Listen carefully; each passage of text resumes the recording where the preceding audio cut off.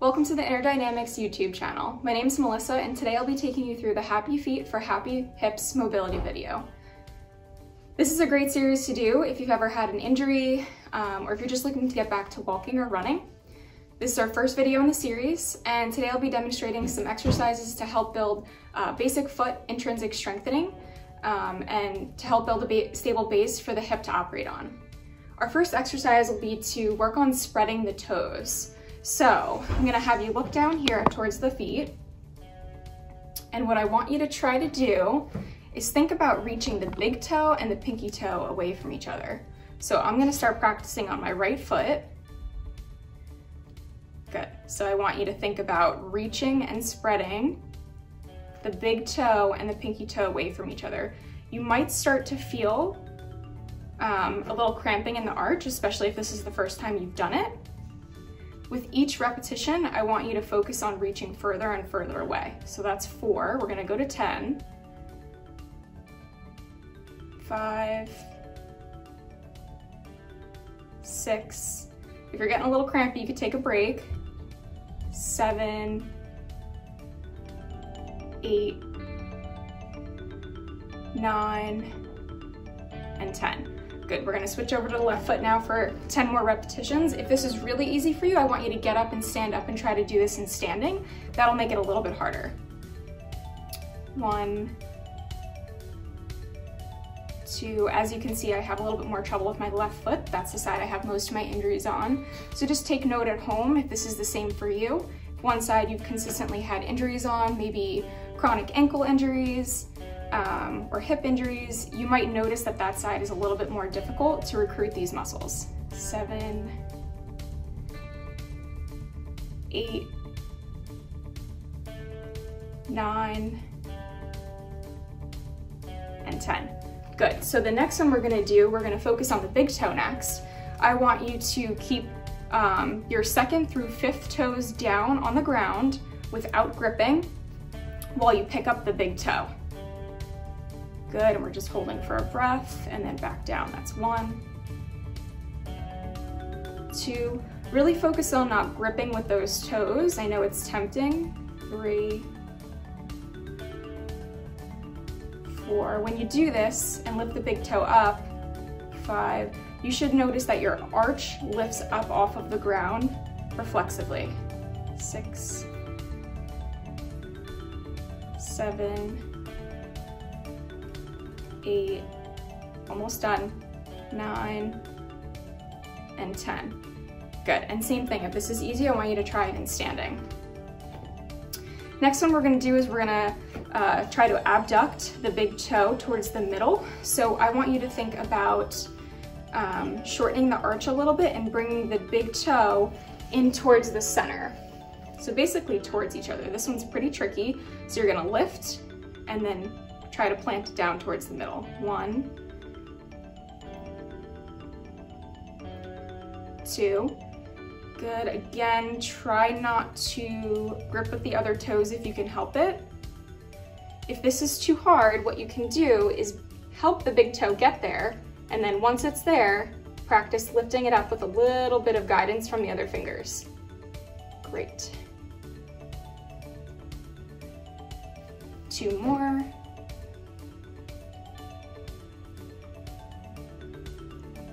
Good. Okay, next one, shake it out a little bit. I know those feet are getting tired. Next one we're gonna do is called the short foot. So just let those feet hang out for a second. And now what I want you to think about doing is bring the ball of the big toe and the heel closer together. So you're shortening that foot up, just like that. So when you do that, you're actually lifting the arch up off of the ground. While you're doing this, again, make sure that those toes are not curling or gripping. You should feel yourself almost create a tripod. So that tripod is gonna be between the ball of the big toe, the ball of the pinky toe, and the heel. Good, just a couple more. As this gets easier, remember, stand up and try this or try holding it a little bit longer. Good, and take a break. Next one, we're gonna get up into standing. So I'm gonna have you come on over here with me. All you need for this is a wall.